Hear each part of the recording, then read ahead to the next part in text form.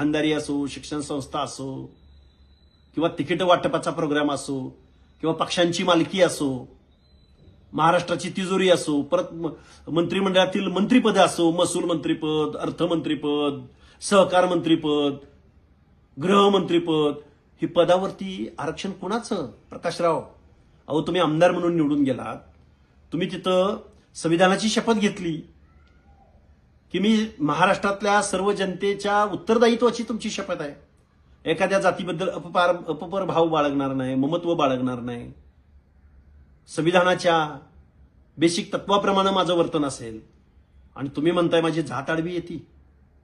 प्रकाशराव, साठीबुद्धी नाटी झाली म्हणतात, यामध्ये वावगं काही नाही. मंत्रिपदासाठी किती लाळघोटापणे करताय राव, हे पटलं नाही प्रकाशराव आपल्याला. तुम्ही सांगा की ओबीसीनी तुम्हाला मतदान केलं नाही म्हणून, एकदा जाहीर करा. योग असलेल्या पंचायत राजच्या निवडणुकीमध्ये या प्रश्नाचं उत्तर आम्ही तुम्हाला देऊ. लक्ष्मणराव हाके साहेब, तुम्हाला माझं सांगणं आहे, तुम्ही जे बार बार जे दादावर जे वक्तव्य करतात, बेताल वक्तव्य करायला लागलात, तुमच्या जे पोटामध्ये जर पोटसू उठलंय दादाबद्दल, जरा थांबवा. तुम्हाला माझं एकच सांगणं आहे, बीड जिल्ह्यामध्ये प्रकाश दादाने धनगर समाजाला, ओबीसी समाजाला काय न्याय दिलाय, तुम्हाला नावं घेऊन तुम्हाला मी सांगू इच्छितो आणि सांगतो. मी तुम्हाला जिल्हा परिषद अध्यक्ष पिंगळताईला बसवलं, दुसरे कल्याणराव आबूदला सभापती केलं, पुन्हा प्रभाकर वाघमारे यांना सभापती केलं, जिल्हा परिषद सदस्य बबन सर्वदेकर यांना जिल्हा परिषद संधी दिली, पुन्हा गवते सरांना संधी दिली, पुन्हा स्थानिक स्वराज्य संस्थांमध्ये नगरपालिकेमध्ये धारूर शहरामध्ये नगरपालिकेचे पक्षाची उमेदवारी दिली. आणखी तुम्हाला असे किती उदाहरणं देऊ? त्यांच्या मतदारसंघापुरता धनगर समाजाला, ओबीसी समाजाला ते न्याय देत आहेत, आणि आम्ही जवळून त्यांचे कार्यकर्ते, आम्ही तर आम्हाला असं कुठेही तुझा भाव केल्यासारखं आम्हाला कुठं जाणवत नाही.